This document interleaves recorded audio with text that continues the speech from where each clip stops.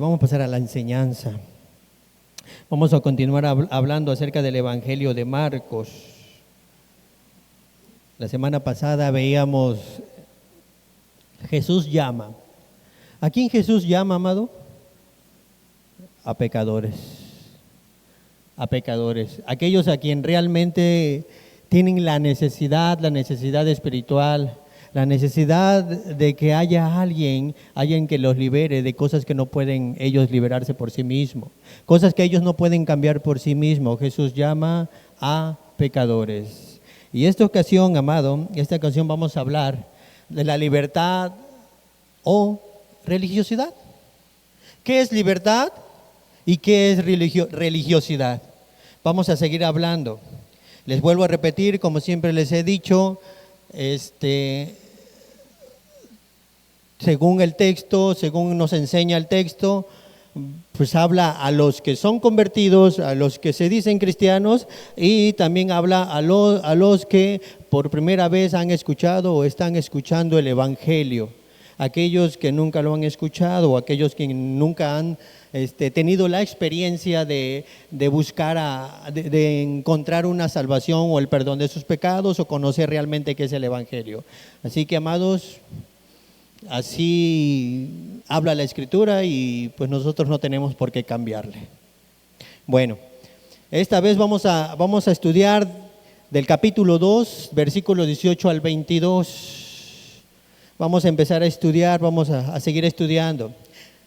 A través de su ministerio, el Señor Jesucristo mantuvo una tensión constante con los líderes religiosos de Israel. Y lo más sorprendente es que sus conflictos más fuertes los tuvo con los escribas y los fariseos, los más grandes conservadores y moralistas de su época. De hecho, uno de los discursos más duros, más fuertes que Jesús pronunció a lo largo de su ministerio, eso es en Mateo 23, que fue dirigido precisamente contra ellos. Y la verdad, si nosotros leemos y vemos y estudiamos Mateo 23, el Señor Jesús fue muy tajante, muy duro, muy fuerte contra aquellos religiosos de esa época. Los escribas y los fariseos eran los representantes de la ortodoxia en aquellos días, los que parecían más apegados a las Escrituras.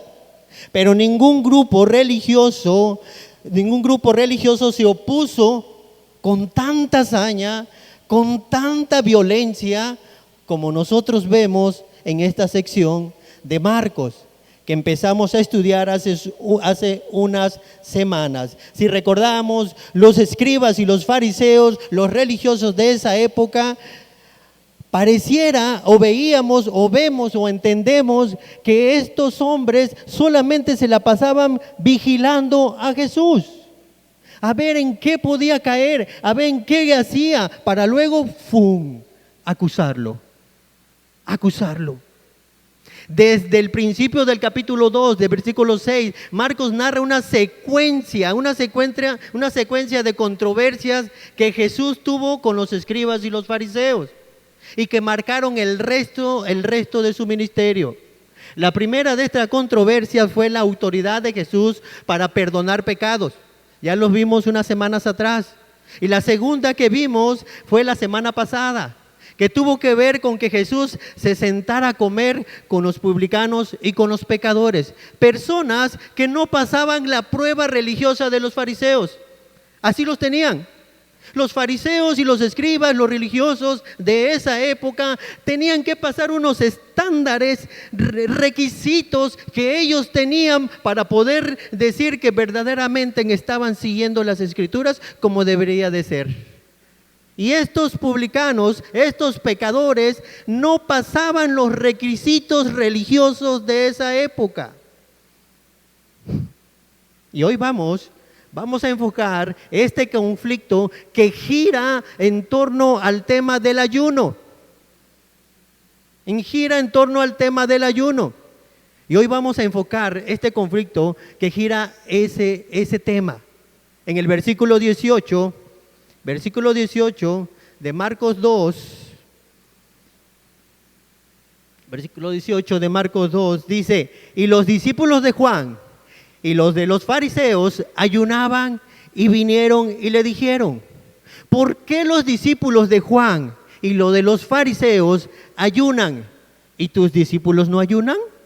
¿Te das cuenta ahí, amado? Y más adelante lo vamos a ver. ¿Por qué los discípulos de Juan y los de los fariseos ayunan y tus discípulos no ayunan? Los discípulos de Juan ellos sí creían. Juan el Bautista les había predicado que iba a venir un Mesías.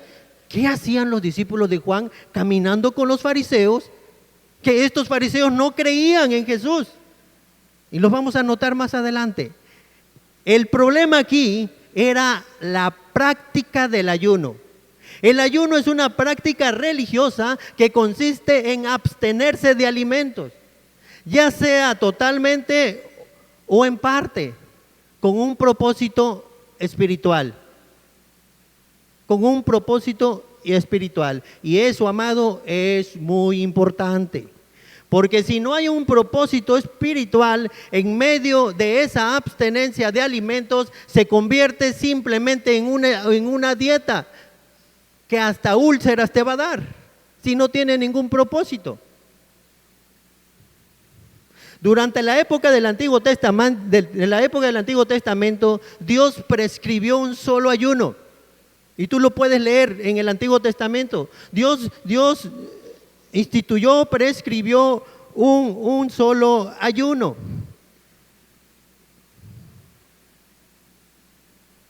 Que era obligatorio para el pueblo de Israel. Y este es un detalle muy importante. Lo único que la ley, escúchalo, lo único que la ley exigía a los judíos en cuanto al tema del ayuno es que ayunaran en el día de la expiación. Y eso lo puedes encontrar en el Levíticos 16. Solamente podían ayunar en el día de la expiación. Así que los judíos iban a Dios intensamente en ayuno y en oración cuando querían expresar dolor y humillación de su arrepentimiento. Pero pasando el tiempo, algunos comenzaron a ver el ayuno y lamentablemente hay muchas personas que ven el ayuno en el día de hoy exactamente como los veían los religiosos de su época. Algunos comenzaron a ver el ayuno como un medio para ir y torcerle el brazo a Dios para ganar el favor y la misericordia de Dios. Es como decirle a Dios, mira Señor, aquí estoy sufriendo para que tú me hagas caso. Estoy absteniéndome de alimentos, Señor. Eso es una forma de hablarle al corazón de Dios. Mientras que otros comenzaron a usar el ayuno para mostrarle a los demás la profundidad de su devoción a Dios, para demostrarle a los demás la espiritualidad que ellos tenían. Como habían ocurrido con los escribas y los fariseos en el tiempo del Señor Jesús. El ayuno era un departamento de publicidad. Eso es lo que ellos nada más querían. Los fariseos tenían la práctica de ayunar 2 veces por semana, los lunes y los jueves. Los lunes y los jueves. Y si ustedes recuerdan el currículo, porque hay un currículo, el currículo que presenta el fariseo en la parábola de Lucas 18, él dice, ayuno 2 veces a la semana. Ellos regularmente apartaban el lunes y el jueves para ayunar y lo hacían de tal manera que todo el mundo se enteraba de que estaban ayunando. ¿Qué es lo que querían? Publicidad. Publicidad. Y es a eso a que se refiere el Señor cuando dice a sus discípulos en Mateo 6:16, cuando ayunéis, no seáis austeros como los hipócritas, porque ellos desnudan su rostro para mostrar a los hombres que ayunan. Ellos iban por ahí caminando con la cara sin lavar, que vieran evidentemente pasando hambre. Y dice Jesús, de cierto os digo que ya tienen su recompensa. ¿Cuál era su recompensa? ¿Cuál era su recompensa? Lo que querían era publicidad y ya la tienen. ¿Querías que te vieran? Ya la tienes, si te ven. Pero déjame decirte, casi les dice Jesús, que no tendrás más. No tendrás más, tú ya tienes tu recompensa de lo que querías. Es lo que el Señor está diciendo aquí. Ahora, el incidente que se narra en Marcos 2, que veremos hoy, que veremos en este momento, que ocurrió inmediatamente después del llamamiento de Mateo, de Leví, que fue lo que nosotros vimos la semana pasada. Llamado. Yo quiero que ahora ustedes usen su imaginación y vean a estos fariseos y a estos escribas fuera de la casa de Mateo, ayunando. Dice Marcos que los discípulos de Juan y los de los fariseos ayunaban, y la idea es que estaban ayunando. Así que tenemos a Jesús y a los discípulos comiéndose un banquete en la casa de Mateo. En esos días que la ley de los fariseos había dicho, este día ayunarás y si no lo haces estás mal. Y aquí tenemos a los, fíjense nada más, imagínense, amado. Mateo, con sus amigos, con los que estaban adentro de la casa. ¿Cómo estos hombres se dieron cuenta que estaban adentro de la casa comiendo? ¿Cómo? Yo me imagino que iban pasando y de repente asomándose por la ventana, bola de chismosos ahí. ¡Ah! Ya los cachamos. Están ayunando en el día, están comiendo en el día de reposo. ¡Ja! Nada más imagínense, hermano, ¿cómo se dieron cuenta estos hombres? Nada más lo estaban observando para ver en qué caían. Y es por eso que se acercan al Señor y le preguntan, ven acá, ¿qué es lo que está pasando aquí? Dice el texto que fueron los de Juan y los de los fariseos. O sea, los fariseos se dieron cuenta que los discípulos de Juan el Bautista también estaban ayunando, estaban siguiendo la ley. Así que decidieron decirle, vamos juntos a preguntarle a Jesús por qué Él vive de la manera que vive y por qué Él no practica lo que nosotros practicamos. Es interesante, amado, de verdad es interesante, porque los fariseos, fíjense, los fariseos no le habían hecho caso a la predicación de Juan el Bautista cuando señaló a Jesús como el Mesías del Antiguo Testamento. Pero en este caso, ellos se juntaron con los discípulos de Juan para desenmascarar la falta de Jesús. Y así pasa hoy en día muchas veces en muchos lugares como este. Tal vez yo no tenga la misma idea que otro tiene o no coincidamos en lo mismo, pero si vemos que otro está haciendo algo incorrecto, ahí sí coincidimos. Vente, mira, este está haciendo mal, vamos. Así pasó. Con tal de ir a perjudicar al otro y de ir a acusarlo. Así pasó. Y es en ese contexto que surge la pregunta, ¿por qué los discípulos de Juan y los de los fariseos ayunan y tus discípulos no ayunan? En otras palabras, si tú eres tan espiritual, le estaban diciendo a Jesús, y un verdadero maestro de las Escrituras, ¿por qué estás allá adentro con tus discípulos comiendo con esa gente pecadora?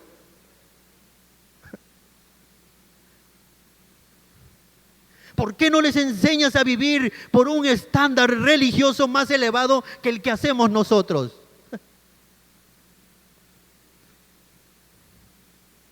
Y aguas, amado, no te vayas a comportar igual que un fariseo y escriba. Noten la respuesta de Jesús, porque Jesús pudo haberle dicho, ustedes están yendo más allá, lejos de la ley de Moisés, porque la ley de Moisés solo prescribe un ayuno en el día, al año en el día. Solo prescribe un ayuno al año, el día de la expiación. Y ustedes quieren imponer 2 ayunos cada semana. Jesús tenía para responderle. Pero esa no fue la respuesta de Jesús. Jesús decide aprovechar la pregunta para mostrarles a estos fariseos y de paso darles una lección a los discípulos de Juan, para mostrarles que la religiosidad y el evangelio son opuestos entre sí, no se llevan. La religiosidad y el evangelio no se llevan, mis amados. La religiosidad, amado, consiste en apegarse a un conjunto de reglas que, por cierto, le hacen las vidas de los religiosos miserables. Aquellos que quieren seguir tajantemente, punto por punto, la ley, de verdad, en vez que le dé libertad, les da opresión. Les hace las vidas miserables. Ya no hay libertad. Solamente viene condenación a ellos por seguir un conjunto de reglas religiosas. Eso es lo que hace la religiosidad.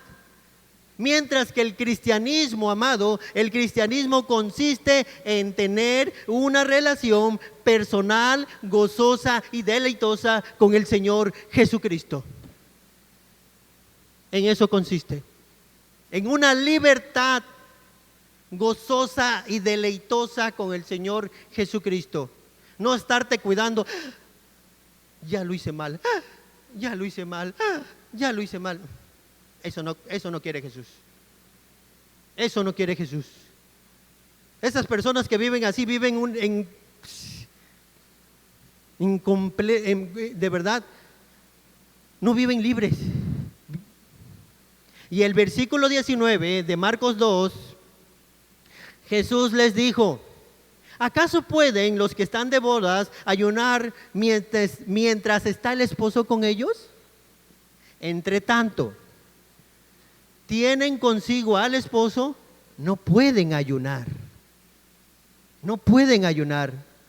Lo que Jesús está diciendo aquí es que sus discípulos no podían ayunar en ese momento porque Él estaba con ellos. Y estar con Jesús es como estar en una fiesta de bodas. Nosotros no somos, amados, aquellos que han creído en Jesús, nosotros no somos simplemente invitados a la fiesta. Aquellos que han creído en Jesús, aquellos que Dios ha perdonado. Nosotros no somos unos simples invitados, somos la novia de Cristo. Así son aquellos que han encontrado su salvación y el perdón de sus pecados. Así que, pues no era apropiado ayunar. Las bodas eran todo un evento en Israel en aquellos tiempos. No era como el día de hoy. El día de hoy hacen una ceremonia de media hora, luego viene la comida, las fotos y todo eso, y luego cada uno se va a su casa. Y ya, se olvidaron. No, las bodas en Israel eran todo un evento, amado. Todo un evento. Los amigos de la familia se reunían con los novios. En vez de irse de luna de miel, se quedaban en casa por una semana completa en la fiesta y celebración en que los novios eran tratados como reyes. De hecho, en algunas bodas se coronaban al novio y coronaban a la novia y eran tratados como reyes por una semana de celebración completa. Así eran tratados. Así que no era apropiado que una persona decidiera ayunar en medio de una fiesta de bodas. Imagínense eso. No era apropiado. Todo el mundo comiendo y bebiendo y jaja, y la foto, los platos, la comida. Y de repente ves a un individuo ahí, por allá en la esquina, ayunando, con una cara larga, no compartiendo con nadie porque estoy en el día de ayuno. No, amado. Los rabinos, de hecho, amado, los rabinos prohibían ayunar en los tiempos de bodas. Ellos decían, no se debe practicar, no se debe llevar a cabo ninguna práctica religiosa que impida el gozo de la festividad. incluyendo el ayuno. Y esa era la figura que usa Jesús aquí para ilustrar el gozo de sus discípulos por su presencia con ellos. Por su presencia con ellos. Mira, mi amigo, amado, que nos visitas. No sé cuál es el concepto que tú tienes en tu mente en lo que significa tener una relación personal con Jesús. Pero la Biblia lo presenta como estar de fiesta, estar de bodas. Y muchos se imaginan a los cristianos como un grupo de personas aburridas y amargadas, que van por la vida reclutando a los que están gozando demasiado de la vida en el mundo, para que compartan su aburrimiento. Algunos piensan eso. Algunos creen eso. Los cristianos de verdad están ahí, híjole. No, amado. El cristianismo no es así. El cristianismo es gozo, es alegría, es libertad, no es aburrimiento. No es aburrimiento. Si tienes esa idea, amado, no es correcto, no es de verdad, no la creas, no es cierto. No es cierto. Fíjense lo que la Biblia presenta acerca del cristianismo. Fíjense lo que la Biblia presenta acerca del cristianismo. En Juan capítulo 10, versículo 10, dice: yo he venido para que tengan vida y para que la tengan en abundancia. En abundancia. La tengas en abundancia, no para que estés con tu cara larga así. No, amado, aquí venimos porque tenemos vida, porque queremos gozarnos, porque queremos alegrarnos con nuestro amado Salvador. Por eso, fíjense, amado, un día en una iglesia, estaba una niña así en una congregación como esta, y esa niña a todos le sonreía. La volteaba a ver a alguien y a todos, de verdad, esa niña a todos le sonreía. Ella no estaba distrayendo a nadie, ella no estaba a nada, pero volteaba y se ría. Estaba contenta esa niña. O sea, simplemente estaba sonriendo. Y de repente, ¿qué creen que pasó? La mamá se dio cuenta. Y me imagino que en un tono bien severo le dijo: ¡hey! Deja de sonreír. Estamos en la iglesia. Y entonces, ¡cállate! Le dio un manotazo. Algunas personas, amado, vienen así. Vienen a la iglesia como si se acababan de venir de un velorio. Como si acabaran de venir de un velorio. Pero no, mis amados, eso no es precisamente lo que Dios espera de nosotros. Cuando nos reunimos aquí en este lugar para adorar el nombre de nuestro Señor Jesucristo, para eso nos reunimos, para escuchar su voz, para escuchar qué quiere decir Él. El Salmo 100 dice: cantad alegres a Dios, habitantes de toda la tierra, venid a su presencia con regocijo. Eso dice la Biblia. No dice que vengas así como que, ay, todo serio. Ves al niño, compórtate. Mira, ¿ya viste aquel niño? Ahí está, nadie lo calma. Tú gózate, amado. Deja de estar mirando a los demás. Alégrate. Vienes a alabar a Jesús. Vienes a alabar a Dios. No vienes a estar mirando a los demás. Alégrense, habitantes de toda la tierra. Venid ante su presencia con regocijo.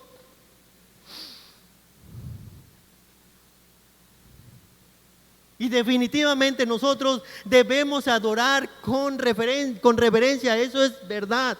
Tenemos que adorar con reverencia, pero eso no significa que debemos comportarnos como una iglesia como si estuviéramos en un funeral. No venimos a un funeral. Jesús está en medio de nosotros. Jesús está en medio nuestro, porque Él lo prometió y su presencia debe ser motivo de gozo, debe ser motivo de alegría, no de tristeza. Estar con Jesús es estar en una fiesta, estamos alegres con Jesús.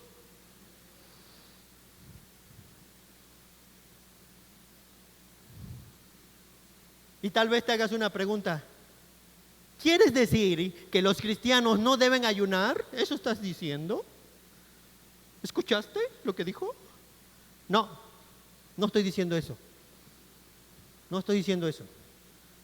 Lo que dice el versículo 20 del mismo Mateo capítulo 2 dice: pero vendrán días cuando el esposo les será quitado, y entonces aquellos días ayunarán. Aquellos días ayunarán. ¿Cuándo van a ayunar? Los que estaban en la fiesta de bodas. Cuando la fiesta de bodas termina. Termina. Todos los invitados se van a la casa, cada uno contento de haber estado en esa festividad, pero la figura de que Jesús está usando aquí es bien extraña, porque la figura es la de una fiesta de bodas donde de repente el novio es quitado. Y la palabra que se usa allí es arrebatado violentamente. Esta es la primera alusión que hace Jesús en el Evangelio de Marcos a su propia muerte. Jesús sabía desde el principio que el propósito de su venida era morir en una cruz por los suyos, como nuestro sustituto. Y más adelante, Él lo va a decir más claramente en Marcos capítulo 8:31, que dice que el Señor comenzó a enseñarles y que era necesario al Hijo del Hombre padecer mucho y ser desechado por los ancianos, por los principales sacerdotes y por los escribas, y ser muerto y resucitar al tercer día. Cristo sabía desde el principio: yo vine a morir. Yo vine a morir. Y más adelante en Marcos 10:45 vemos el propósito de su muerte, porque el Hijo del Hombre no vino para ser servido, Él vino para servir y para dar su vida en rescate por muchos. Cristo vino a pagar el rescate, rescate por nosotros, para que nosotros podamos ser comprados por Dios, para que nosotros seamos rescatados del mercado de esclavos que estábamos en el mundo. Cristo tuvo que morir para que nosotros pudiéramos vivir. Él tuvo que ser abandonado por el Padre en la cruz del Calvario para que nosotros pudiéramos ser adoptados y ser como hijos.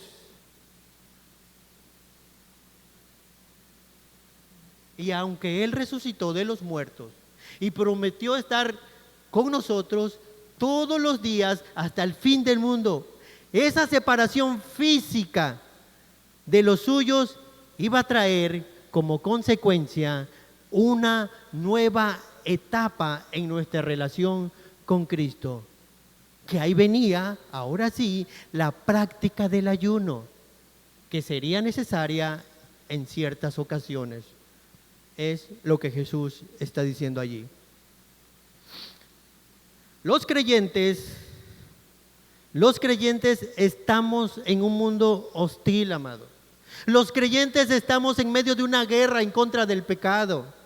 Así que nuestro Señor Jesucristo, ¿hasta que cuándo? Hasta que nuestro Señor Jesucristo regrese en gloria. Mis amados hermanos, que has creído en Jesús, hasta que venga Él, por el momento tendremos la necesidad de ayunar. De ayunar. Y aquí está la segunda diferencia entre el religioso y el cristiano. Y es que el cristiano hace lo que hace no como una práctica legalista, sino como un reflejo de la realidad de su corazón. Esa es otra diferencia.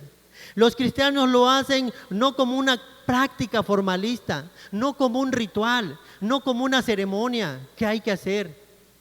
No como los fariseos que ayunan los jueves, los lunes y los jueves. No, esa práctica es una práctica que corresponde con reacción del corazón. Cuando tú lo haces de corazón. No porque te la imponen. Mi amado, si tú quieres ayunar porque alguien te está diciendo que tienes que ayunar y tú no quieres ayunar, no lo hagas. De verdad te lo digo, no lo hagas. Si no lo vas a hacer porque tú lo quieres hacer, porque te nace, porque quieres, si no lo vas a hacer, no lo hagas. Nada más te va a dar una tremenda gastritis. Es lo que va a pasar. Pero si lo quieres hacer de corazón, realmente de corazón, hazlo. Hazlo. No te condenes. No te condenes. Por eso en Mateo capítulo 6, 16 en adelante, escuchen lo que dice el Señor Jesucristo a sus discípulos. Cuando ayunéis, no seas austeros como los hipócritas, porque ellos demudan su rostro para mostrar a los hombres que ayunan. De cierto os digo que ellos ya tienen su recompensa. Pero tú, cuando ayunes, unge tu cabeza y lava tu rostro. Pon tu mejor cara para mostrar a los hombres que ayunas, para no mostrar a los hombres que ayunan, sino a tu Padre que ve en lo secreto. Él te recompensará en público. Él te recompensará en público. ¿Qué es lo que el Señor está diciendo aquí, amado? Que el ayuno para el cristiano o cualquier otra práctica religiosa no es un deber establecido para darle pena a Dios, ni mucho menos para hacer un despliegue de espiritualidad. No, mis amados. El cristiano se abstiene en ocasiones de alimentos, ve la necesidad de poner a un lado el cuidado de su cuerpo para dedicarnos en una forma intensa y particular para buscar el rostro de Dios en oración. Así debe actuar un cristiano.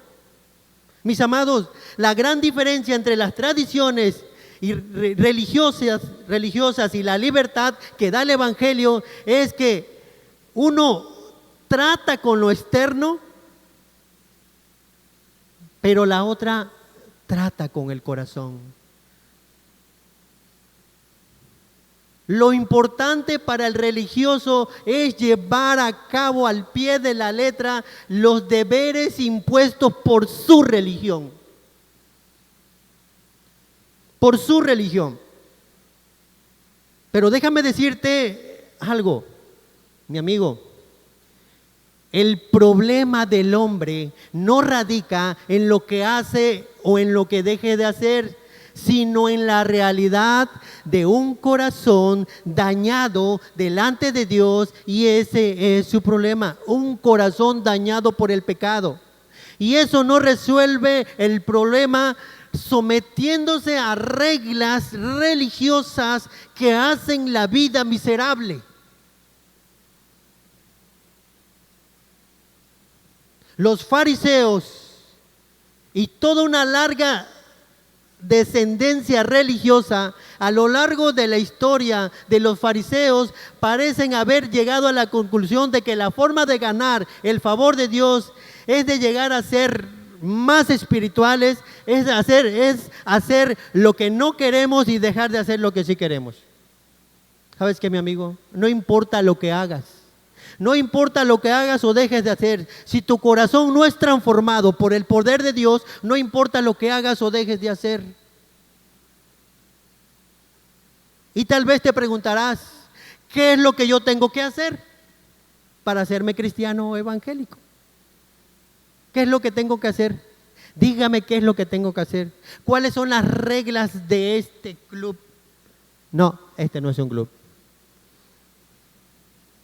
Si tú lo tienes como club, voy a ver a mis amigos, por eso voy. No, esto no es un club.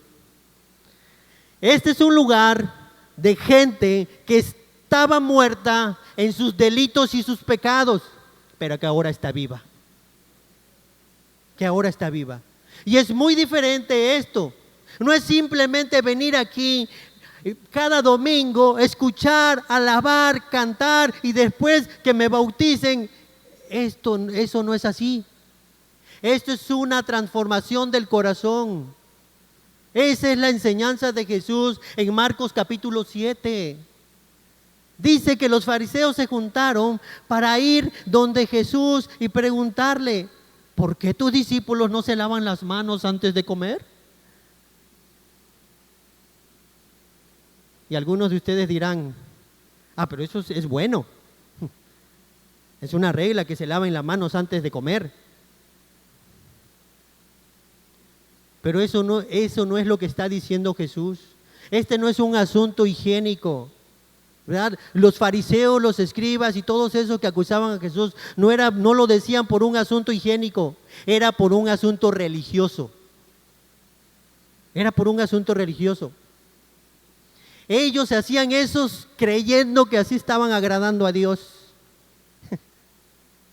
Así que Jesús les responde a los escribas y fariseos hipócritas en Marcos 7:6.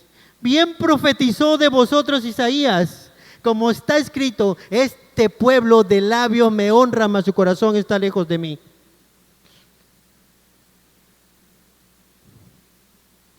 ¿Ven dónde está el problema? ¿Ven dónde está el problema? El problema está en el corazón. En el corazón. Y dice más adelante en el versículo 14: y llamando así a toda la multitud les dijo: oídme todos y entended, nada hay fuera del hombre que entre en él y que le pueda contaminar, pero lo que sale de él, eso es lo que contamina al hombre. No es lo de afuera, el problema lo tenemos adentro. Adentro.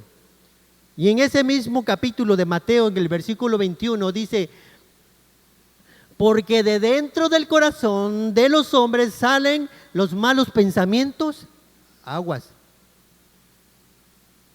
Porque ese es un pecado que no lo ven, pero tú sí sabes.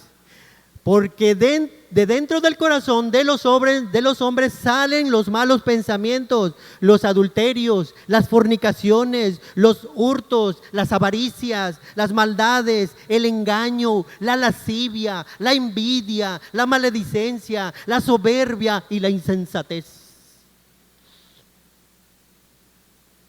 Todas estas maldades, ¿de dónde salen? De dentro. Y es así como el hombre está contaminado. El problema del ser humano está en el corazón. En el corazón. Y no quiero dejarte así nada más, amado. ¿Cuál es la solución? Ya me dijiste, ya me condenaste, ¿Cuál es la solución? La solución es que el corazón sea transformado. Y eso es precisamente lo que hace Jesús por medio de su evangelio. Mi amado amigo, venir a ser cristiano no consiste en cambiar un conjunto de reglas por otras. Venir a ser cristiano no consiste en cambiar un conjunto de ceremonias por otras ceremonias. Eso es como querer curar el cáncer cambiándole solamente de vestuario al paciente. No, el cáncer sigue allí si tú no te vas por dentro. La persona que tiene cáncer necesita una quimioterapia más poderosa que esa. La solución de tu problema delante de Dios comienza reconociendo que el cambio que necesitas está completamente fuera de tu alcance. Tú no puedes. Tú no puedes. ¿Y sabes qué, amado? Nunca podrás pagar la deuda que tú tienes con la justicia divina. Nunca podrás, por ti mismo no podrás cambiar tu corazón. No podrás cambiar tu corazón de piedra por un corazón de carne. No podrás cambiar un corazón que sea sensible a la voz de Dios. No puedes, no puedes. Somos orgullosos por naturaleza, somos rebeldes por naturaleza, somos chismosos por naturaleza, Somos idólatras por naturaleza. Nunca, nunca aceptaremos el señorío de Cristo sobre nuestras vidas. Nunca. A menos que haya un cambio muy profundo de personalidad. Un cambio tan profundo que la Biblia lo compara como un nuevo nacimiento. Tú necesitas nacer de nuevo. Eso fue lo que Jesús le dijo a Nicodemo. Y fíjense cómo era Nicodemo. Nicodemo era un fariseo. Nicodemo era un hombre decente. Nicodemo era un hombre muy religioso. Y para colmo de males, dice en la Escritura que Nicodemo creía que Jesús había venido de Dios como maestro. ¿Cómo lo acusas a ese hombre? Jesús conocía bien a Nicodemo. Guardaba toda la ley. Y aparte, ¿sabes qué? Lo reconocía a Jesús. No sé si tú has escuchado a alguien así. Guarda toda la ley y para colmo te dice, y creo en Jesús. Eso fue lo que estaba diciendo Nicodemo. Y Nicodemo va de noche a casa de Jesús para hablar con él y le dice, yo sé que tú has venido de Dios como maestro, porque nadie puede hacer estas señales que tú haces si no está Dios con él. Y Jesús le dice, Nicodemo, déjame decirte algo. Déjame decirte algo de entrada. El que no nace de nuevo no puede ver el reino de Dios. El que no nace de nuevo no puede ver el reino de Dios. A este hombre religioso, decente, moralista, al que no hace nada nuevo, al que, por decirlo así, en su época no había cometido pecado, le dice, si tú no naces de nuevo, no puedes entrar al reino de Dios. Mi amigo, para tú poder ir al cielo,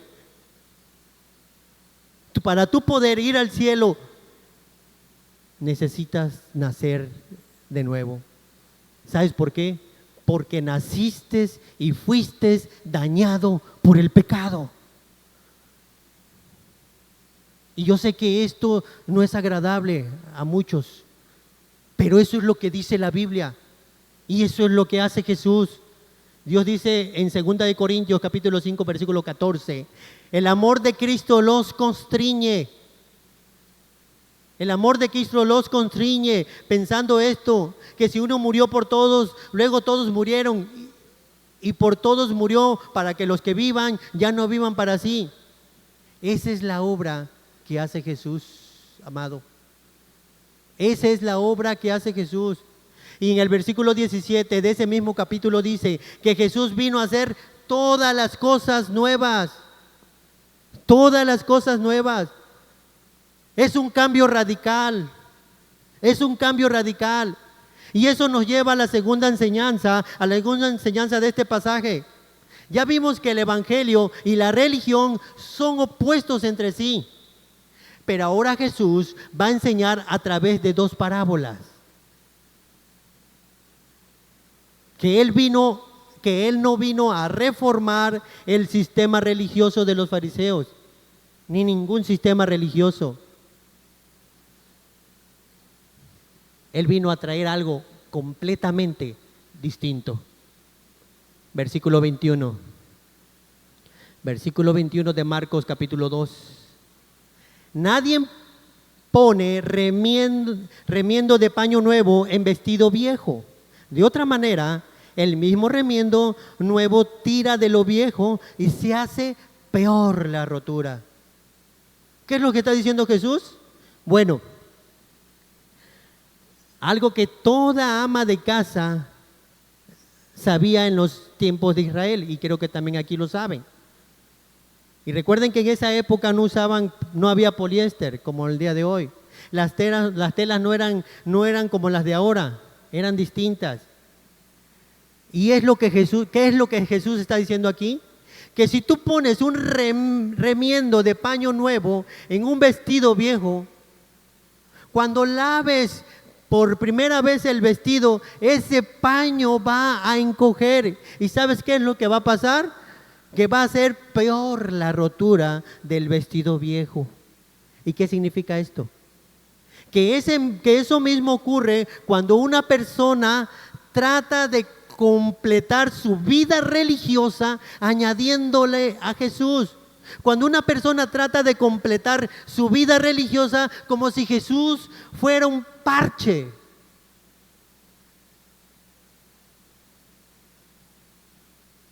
O sea, voy a seguir en mi antigua religión, pero ahora estoy mejor porque ahora también tengo a Jesús. No, es como si te estuvieras poniendo un parche a Jesús. Como si a Jesús lo agarraras como un parche, perdón.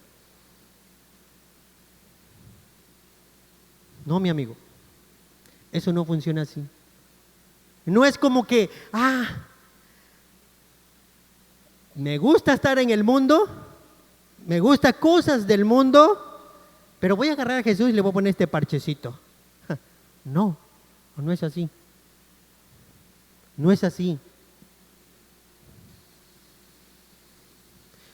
Jesús no vino a mejorar lo viejo, amado. Él no vino a mejorar lo viejo. Él vino a reemplazarlo por algo completamente nuevo y muchísimo mejor. A eso vino. ¿Y saben qué? Eso incluye los aspectos ceremoniales de la ley de Moisés que Dios le mandó. Eso es poner los ritos del Antiguo Testamento partes a lo que vino a enseñar Jesús. No, mis hermanos, no, mis amados. Todos esos ritos y ceremonias no son más que sombras. No son más que sombras. Y eso lo dice en Colosenses capítulo 2, versículo 16. Sombras que apuntaban hacia, si quieres apúntalo nada más, amado. Sombras que apuntaban hacia el cuerpo de Jesús. El cuerpo está ahí. Ya no necesitamos la sombra. Si continuamos practicando todas esas cosas, estamos pasando por alto el de que Jesús ya vino. Y eso no tiene sentido. Jesús no vino a remendar lo viejo. Jesús vino a introducir algo nuevo. A eso vino Jesús. Amado, Jesús no puede ser un parche. No puede ser un parche en ningún sistema religioso. Ni allá afuera en el mundo, ni en un sistema religioso. Es Jesús y solo Jesús. Él dijo claramente: yo soy el camino, yo soy la verdad, yo soy la vida. Nadie viene a mí, nadie viene al Padre, sino por mí. Sino por mí. No le quieras poner parches, no quieras ocupar a Jesús como parches, nada más parchándole ahí. No, amado, no. O eres diferente o no lo eres. O naces de nuevo o no naces. O cambias tu vida o no la cambias. En Hechos capítulo 4, versículo 12, dice el apóstol Pedro, estos versículos, o si quieres apúntalos nada más, amado. El apóstol Pedro dice: porque en ningún otro hay salvación, en ningún otro, ni en Buda, ni en Mahoma, ni en Confucio, ni en nadie, ni en ninguna religión, ni en este lugar, ni que en la 60 hay salvación, no, que en tal lugar hay salvación, no, en ningún otro hay salvación. Porque no hay otro nombre bajo del cielo dado a los hombres en el cual podamos ser salvos, en el nombre de Jesús. Solo en Él. Jesús no es un parche. Jesús no es un parche. Y Pablo dice en 1 de Timoteo capítulo 2 versículo 5: hay un solo Dios y hay un solo mediador entre Dios y los hombres, Jesucristo hombre. Un solo mediador. Amén. Un solo mediador. Y dice el versículo 22 de Marcos 2, versículo 22 del capítulo de Marcos 2: Dice, y nadie echa vino nuevo en odres viejos. De otra manera, el vino nuevo rompe los odres y el vino se derrama y los odres se pierden, pero el vino nuevo en odres nuevos se ha de echar. Es la misma enseñanza de la parábola anterior. Los odres en los que echaban el vino en aquellos días se hacían generalmente de pieles de cabra. Esas pieles de cabra, con el paso del tiempo, se secaban y perdían su capacidad elástica. O sea, ya no eran tan, tenían la capacidad de elasticidad. O sea, ya no se podían inflar. Cuando se echaba vino nuevo en un odre nuevo, no había problemas, porque el odre nuevo se iba a expandir cuando el vino comenzaba a fermentar. Se empezaba a estirar el odre cuando estaba nuevo. Pero si tú echabas vino nuevo en odre viejo, la fermentación lo iba a reventar tarde o temprano. Y como dice Jesús, se va a perder el odre y se va a perder el vino, los dos. ¿Y qué es lo que el Señor quiere mostrarnos con esta ilustración, amado? Que el evangelio de la gracia, no puede unirse con las antiguas reglas del judaísmo, ni con ninguna religión humana, con ninguna. El vino nuevo de la gracia solo puede ser echado en un nuevo corazón transformado por el poder del evangelio. Por el poder del evangelio. Así que si tú quieres parcharte con Jesús, tarde o temprano te vas a romper, te vas a frustrar. Te vas a frustrar y te vas a ir. Y vas a buscar cualquier pretexto para ya no regresar y ya no seguir a Jesús. No se puede echar vino nuevo en odre viejo. No puedes pretender hacer una combinación entre lo bueno y lo viejo, entre la religiosidad y el evangelio, porque esa combinación no funciona. Tienes que abandonar por completo cualquier cosa en la que tú hayas puesto tu esperanza y descansar únicamente en Cristo, en su obra redentora de la cruz del Calvario sobre Él. Sobre Él. Si tú quieres tener un pie en el mundo y un pie con Cristo, no se va a poder. Y tal vez empieces, pero no vas a terminar. No vas a terminar. Amados, cuán importante es este pasaje de las Escrituras. El asunto aquí no es el ayuno. El corazón de este texto es la enorme diferencia que hay entre el evangelio y la religión humana.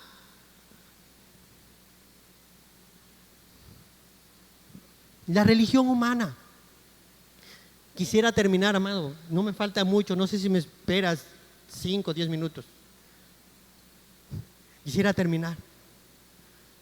Un erudito señala que hay al menos 4 cosas que nosotros aprendemos en este pasaje acerca de la vida cristiana. Y lo traigo a modo de conclusión para terminar.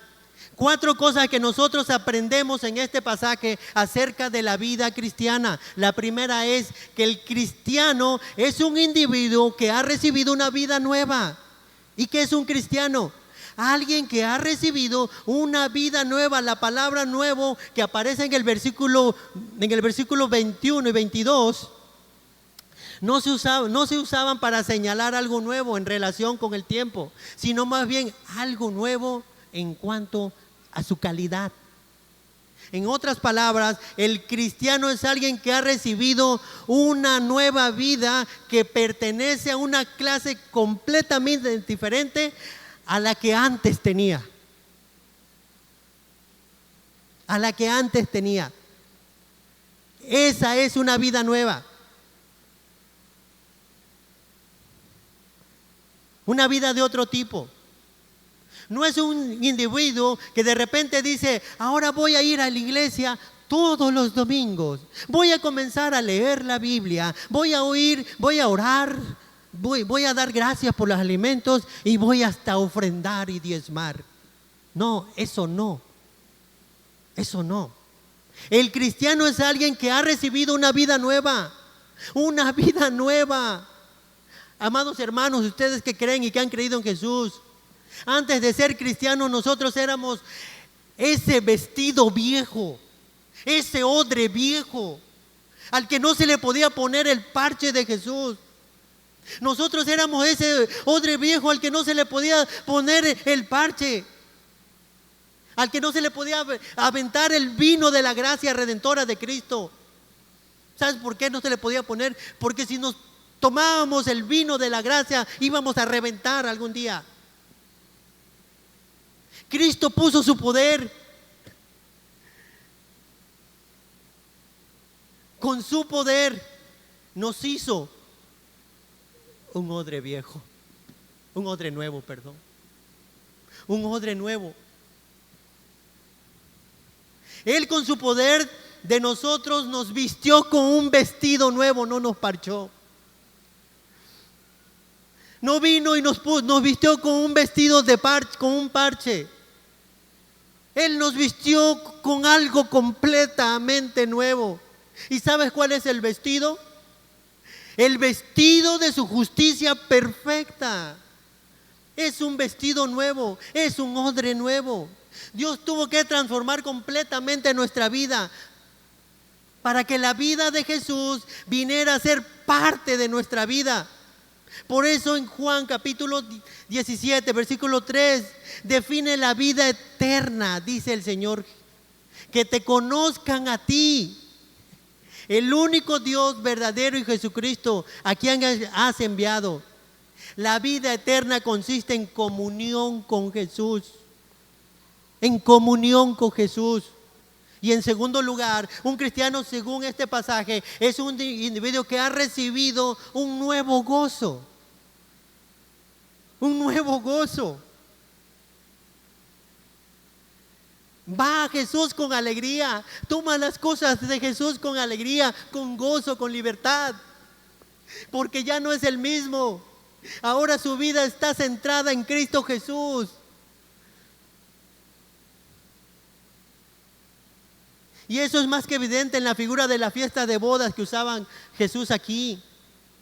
¿Qué dice el Señor en Juan capítulo 15, versículo 11? Estas cosas os he hablado, ¿para qué? Para que mi gozo esté en vosotros y vosotros sean completos. Mi gozo en vosotros. Amado, nosotros tenemos un nuevo gozo, el gozo de saber que todos nuestros pecados fueron perdonados. Ya no hay nadie que nos culpe. El gozo de saber que nosotros podemos morirnos ahorita y abrir los ojos que en la presencia de Dios. Ese es nuestro gozo. El gozo de saber que el Dios que creó los cielos y la tierra es nuestro Padre. Que cuando le decimos, Padre nuestro que estás en los cielos, sus oídos están atentos a nuestro clamor, como si nosotros fuéramos el único creyente que estuviera orando en ese momento. ¿Por qué no te pasa? El gozo de saber que tenemos una herencia eterna en los cielos. El gozo de saber para qué estamos aquí. ¿Cuál es el propósito de nuestra existencia? Que Cristo vino a traer de vuelta el gozo de las fiestas de bodas. Amado, y recuerda, nosotros no somos invitados, nosotros somos la novia.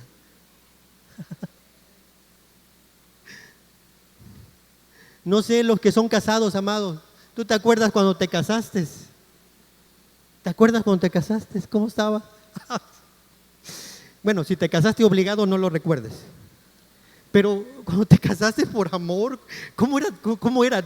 Digo, yo cuando me casé, me acuerdo que mi anillo saltaba de lo nervioso y gozoso que estaba yo, que me casé con una mujer muy hermosa, hermosísima a mis ojos. Ya estabas gozoso. Así es cuando estás en Cristo. Si tú te casaste enamorado, ¿a poco no? ¿Tú recuerdas ese gozo del día de tu boda? Claro que sí. Pues nosotros somos la esposa del Cordero de Dios, amado. Nosotros no somos la novia de Jesús, somos la novia de Jesús. Y no porque seguimos un conjunto de reglas, no, sino porque hemos entregado nuestra vida entera a Cristo en arrepentimiento y haber creído en Él. Haber creído en Él. Tenme paciencia, mi hermano, quiero acabar. En tercer lugar, este pasaje nos enseña que un cristiano es un discípulo que ahora tiene un nuevo dueño. Un nuevo dueño. La pregunta de los fariseos fue: ¿por qué los discípulos de Juan y de los fariseos ayunan y tus discípulos no ayunan?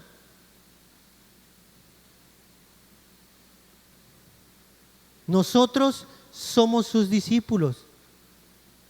Nosotros somos sus seguidores de Jesús. Y esto es importante, porque alguien puede escuchar todo lo que hemos dicho hasta aquí y pensar: qué bueno que se está hablando en contra de los legalistas que siguen tantas reglas. No, amado. No, amado. Ese no es el punto. El punto es que estoy mostrando la diferencia entre el legalista y el cristiano. No es que el legalista se apega a un conjunto de reglas, mientras que el cristiano vive como le da la gana. No, eso no estoy enseñando. Esto no es la diferencia. La diferencia es que el cristiano es movido a vivir como vive. Es movido a hacer lo que hace. ¿Sabes por qué? Por amor a Jesús, a su Salvador. Porque su vida ha sido transformada por Jesús. ¿Cuántas veces dijiste: voy a cambiar, voy a cambiar, voy a cambiar, voy a cambiar? Y pasaban 1, 2, 3, 4, 5, hasta 2, 3 años podías cambiar y seguías siendo el mismo y hasta peor. ¿Cuántas veces lo trataste de hacer? Yo lo traté de hacer muchas veces. Pero vino Jesús a mi vida y me cambió. Me cambió. Me transformó. Los fariseos ayunaban y los cristianos ayunan. Fíjense la diferencia. Los fariseos ayunaban y los cristianos ayunan. Cuarto lugar, con esto acabamos. Este pasaje también nos enseña que un cristiano es un individuo que nunca va a ser entendido por el mundo. Nunca nos van a entender, amado. Los fariseos no podían entender que los discípulos de Jesús no se comportaban como ellos esperaban. Mi amado, el mundo nunca entenderá. El mundo nunca entenderá tu gozo. El mundo nunca entenderá tus prioridades. El mundo nunca entenderá tus valores. Nunca lo entenderá. El mundo nunca te entenderá porque tú tienes una vida nueva que es completamente desconocida para ellos. Ellos no pueden entender el cristianismo. No lo pueden entender. Nuestra vida está escondida con Cristo en Dios, dice Pablo. Y de paso una advertencia: las personas que más mal nos van a entender son esos religiosos que están perdidos. Y no estoy hablando de la gente de afuera. Yo quisiera que tú te escudriñaras. Si dices creer en Jesús, ¿qué vida estás viviendo? Si estás viviendo una completa religiosidad o si estás viviendo un verdadero cristianismo. Ellos no nos pueden entender. Esos son los que menos pueden entender a los cristianos. Los religiosos que todavía están muertos en sus delitos y pecados. Y yo te pido, amado, no pienses ni por un momento que este mensaje no tiene nada que ver contigo, porque este mensaje tiene que ver contigo. Todo. Todo. Cerremos nuestros ojos. Amado Dios, te damos gracias, Padre, por estas palabras que nos has enseñado y nos has mostrado. Enséñanos a vivir correctamente, Señor. Enséñanos a vivir como tú quieres que vivamos. No en un conjunto de reglas, sino amor por ti, Señor. Enséñanos, Padre amado. Te lo pedimos en tu santo nombre, en el nombre de tu Hijo amado, nuestro Señor Jesucristo. Amén. Amén. Amados, espero te haya bendecido esta enseñanza. Esto no ha acabado. La semana que viene todavía seguimos hablando de esto. No quiero ofender y ni estoy ofendiendo a nadie, lo vuelvo a repetir. Es lo que la Escritura enseña. Nuestra reunión está terminada. Estamos para servirle. Dios los bendiga.